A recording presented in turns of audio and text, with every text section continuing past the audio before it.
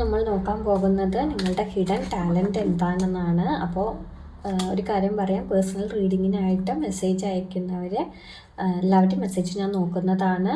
ആരും കോൾ ചെയ്യാണ്ടിരിക്കുക, എല്ലാവരും മെസ്സേജ് അയയ്ക്കുക കേട്ടോ. അപ്പോൾ നമുക്ക് നോക്കാം. പിന്നെ ഫ്രീ റീഡിങ് ഇല്ല കേട്ടോ, അതുകൂടിയും പറയാം. നിങ്ങളുടെ ഹിഡൻ ടാലൻറ്റ് എന്താണെന്നാണ് ഇന്ന് നോക്കുന്നത്. ആദ്യം നമുക്ക് ജസ്റ്റിസ് എന്ന കാർഡാണ് വന്നിരിക്കുന്നത്. പിന്നീട് 7 ഓഫ് സോർട്സ് വന്നിട്ടുണ്ട്. അതുപോലെ ഡെവിൾ എന്ന കാർഡും വന്നിട്ടുണ്ട് കേട്ടോ.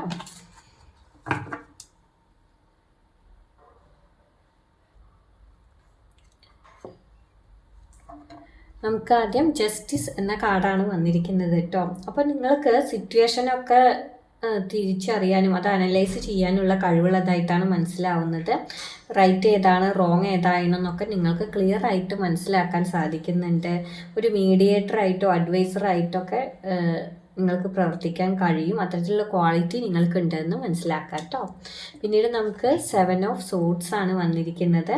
അപ്പോൾ ആളുകളുടെ പെരുമാറ്റം നിങ്ങൾക്ക് പെട്ടെന്ന് തന്നെ വായിച്ചെടുക്കാൻ കഴിയുമെന്നാണ് മനസ്സിലാവുന്നത്. അവരുടെ സീക്രട്ട് മൂവ്സൊക്കെ നിങ്ങൾക്ക് മനസ്സിലാക്കാനുള്ള കഴിവുണ്ട്. നല്ല രീതിയിൽ കാര്യങ്ങളൊക്കെ പ്ലാൻ ചെയ്യാനും ഉള്ള ഒരു ടാലൻറ്റ് നിങ്ങൾക്കുള്ളതായിട്ടാണ് ഇവിടെ കാണുന്നത്. പിന്നീട് നമുക്ക് ഡെവിൾ എന്ന കാർഡാണ് വന്നിരിക്കുന്നത്. അപ്പോൾ നിങ്ങളിവിടെ മനസ്സിലാക്കേണ്ടത് മറ്റുള്ള ആളുകളുടെ വീക്ക്നെസ്സും അവരുടെ അറ്റാച്ച്മെൻറ്റ് പാറ്റേണൊക്കെ നിങ്ങൾക്ക് നല്ല രീതിയിൽ മനസ്സിലാക്കാൻ കഴിയും.